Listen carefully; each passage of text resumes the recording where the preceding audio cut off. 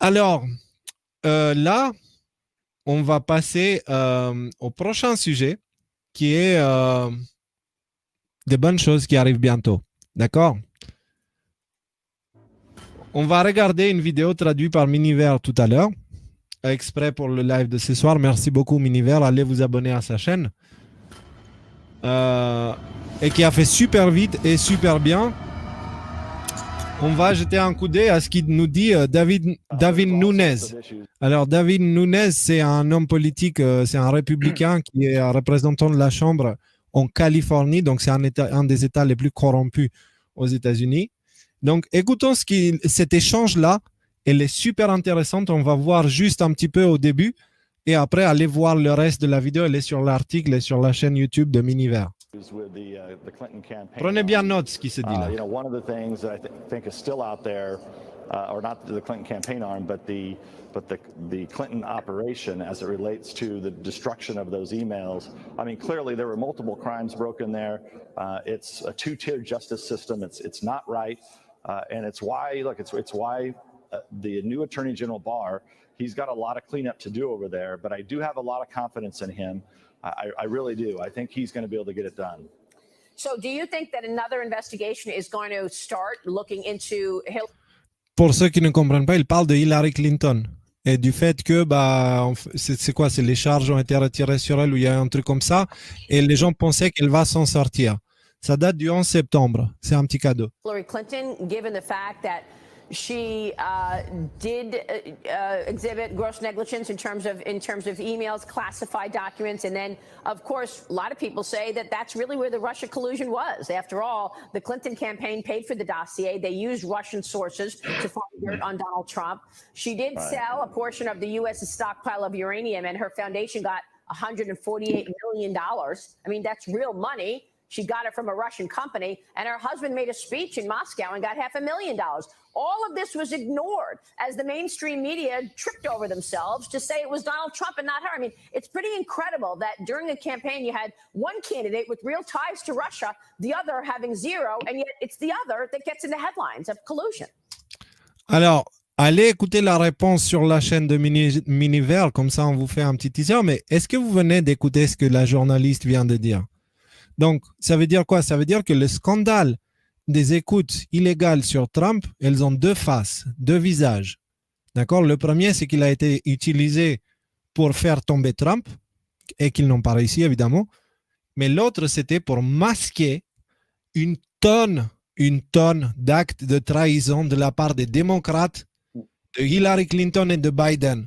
Donc, est-ce que vous comprenez pourquoi cette histoire est importante? Parce que s'il s'avère juridiquement, c'est pas si, quand il s'avérera juridiquement que ça a été un coup monté, ça veut dire que derrière, ils vont aller devoir continuer les enquêtes pour voir qu'est-ce qui s'est passé avec les emails de Hillary. Donc, quand ça va s'ouvrir, ça veut dire qu'on tape dans le Pizzagate. Et aussi toute la corruption qu'il y a eu par rapport aux choses que les démocrates vendaient et toute la collaboration qu'il y a eu entre membres du Parti démocrate et certains en Russie ou ailleurs. C'est de la haute trahison. Et la peine de ça, de la haute trahison, c'est la peine capitale. Donc, est-ce que vous comprenez? D'ailleurs, Rudy ou Kat, si vous voulez me retrouver la vidéo, l'interview avec Bill Clinton et Hillary, vous vous rappelez, je vous avais mis ça. Si vous pouvez me la retrouver, me la mettre ici dans le private chat, le lien, comme ça je la montre à tout le monde. Donc voilà, ça c'est l'histoire. On va commencer à parler un petit peu de l'histoire du scandale des écoutes illégales sur Trump pour voir que ce dossier, il est beaucoup, beaucoup plus grand que juste les écoutes illégales. Alors que déjà, les écoutes illégales, c'est le plus grand scandale de l'histoire de la démocratie aux États-Unis. On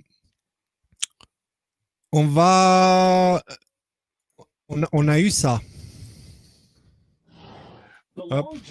Le long cheminement de l'enquête du FBI sur la campagne de Trump de 2016 et les accusations de lien avec la Russie a pris une étrange tournure, avec de nouvelles révélations selon lesquelles au moins plusieurs... Je le remets du début un petit peu pour que vous voyez qu'est-ce qui s'est passé exactement aux États-Unis, d'accord? Vous l'avez vu par les médias français, mais nous, on va voir une autre version. justice, qui montre que les téléphones portables appartenant à plusieurs personnes de l'équipe de l'ancien conseiller spécial Robert Mueller ont été vidés de leurs informations. Écoutons Kevin Corke. Donc, dans ce téléphone, il faut savoir qu'il y avait des preuves concernant l'enquête des écoutes illégales sur Trump et tout ça. Donc, ceux qui ont fait ça, ils ont détruit des preuves. Écoutez.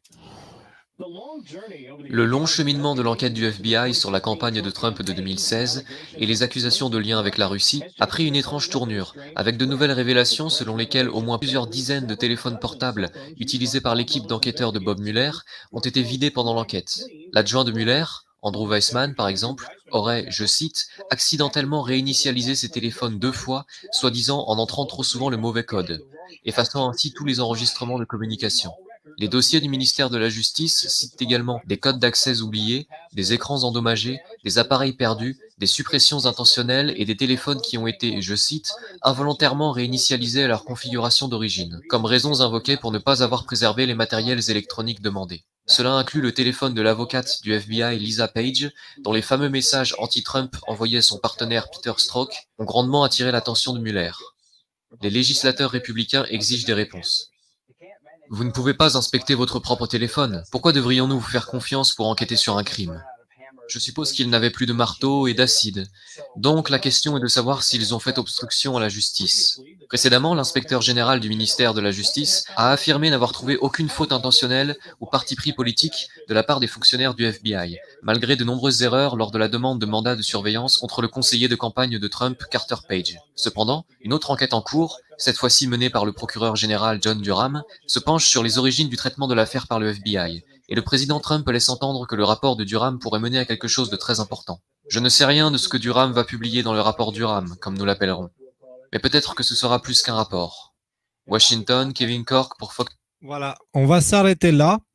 On va s'arrêter là pour une simple raison. Allez voir la suite, c'est sur la chaîne de la Croix du Sud. Et s'il vous plaît, allez vous abonner. Il faut soutenir tous les soldats numériques.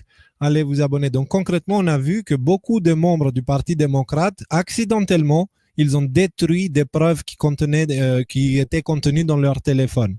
D'accord? Alors, mais pourquoi ils ont fait ça? Alors, si on voit ça d'un point de vue médiatique, c'était accidentel. Mais si on voit ça en tant que suiveur de Q et des personnes qui analysent l'actualité au plan de l'échiquier international, on remarque que s'ils font ça, c'est certainement parce qu'ils sont venus leur chercher des preuves. Ils savent ce qui les attend. Donc, je vais vous faire un petit cadeau, une petite parenthèse avant de continuer à ce sujet, puisqu'on parlait de Hillary Clinton tout à l'heure.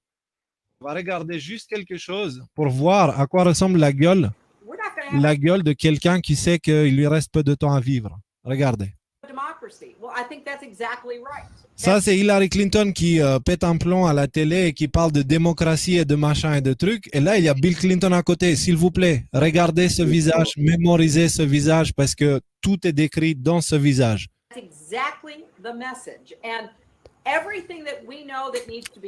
C'est limite the sound of silence, tu vois, il faut la chanson. C'est clair, il manque la petite musique. My old friend, I've come to talk to you again. Il est déprimé, c'est quelque chose de très récent, ça, à peu près une semaine.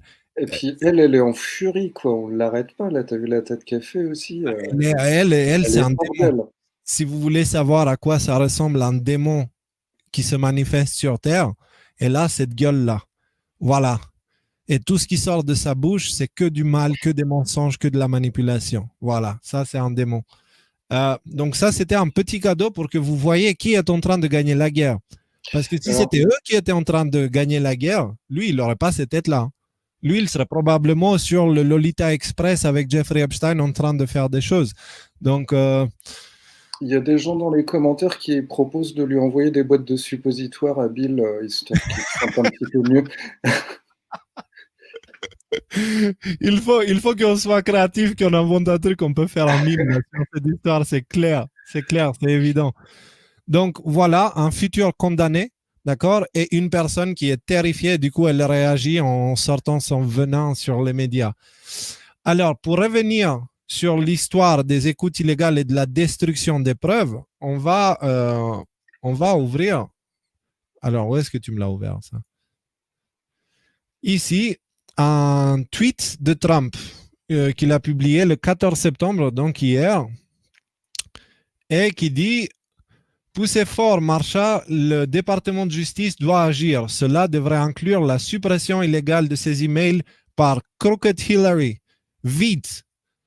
Et en fait, en dessous, il y a la sénatrice Marsha Blackburn, qui dit, allez traducteur, tu peux y arriver. Ou tu y arrives déjà, mais c'est juste que tu es tellement que je ne te vois pas. Bon. Là, on va copier, c'est pas grave, on va le traduire là. Hop. Donc, détruire des preuves est un crime fédéral passible de 20 ans de prison. Donc, ça veut dire que toutes les personnes qui ont brûlé leur téléphone, bah, elles se sont auto-condamnées à 20 ans de prison. Voilà, c'est pas plus compliqué. Donc, c'est important de garder ça en tête et on va regarder une petite vidéo cadeau. Donc, c'est Lindsey Graham qui est un sénateur ou un politicien. Alors, faut se méfier de lui parce que c'est quelqu'un qui a tendu un piège dans le passé à Trump, mais c'est quelqu'un que, comme Fauci, il est tenu par les bonbons de la part de l'administration Trump. Ils ont des choses sur lui et ils le font, ils lui disent, toi, soit tu vas faire ce qu'on te dit, soit c'est la prison et autre chose derrière immédiatement maintenant. Donc, pour éviter ça, lui, il a changé de camp. Il s'est rangé du côté de Trump. Écoutez ce qu'il dit maintenant. Okay, so where are we with this, and what about these new developments? Because I think they owe us answers, that they all made password errors, so now we're just going to erase the phone completely and wipe it clean? You mean like with a cloth? That kind of clean? Bleach bit clean? Hammer clean? We cannot live in a country where this is tolerated. Trump, Russia, look how much money they spent, how many agents were involved investigating all things Trump and Russia, how many subpoenas issued, how many lives turned upside down. The question for me, was there a double standard here? It's pretty obvious to me there was, but stay tuned, Sean. You think you're mad about the phones being wiped? Stay tuned. We'll talk in about 10 or 12 days, and we'll see if there's something else you could get mad about. Just stay tuned. D'accord. Voilà. Ça, c'était publié aussi le 11 septembre.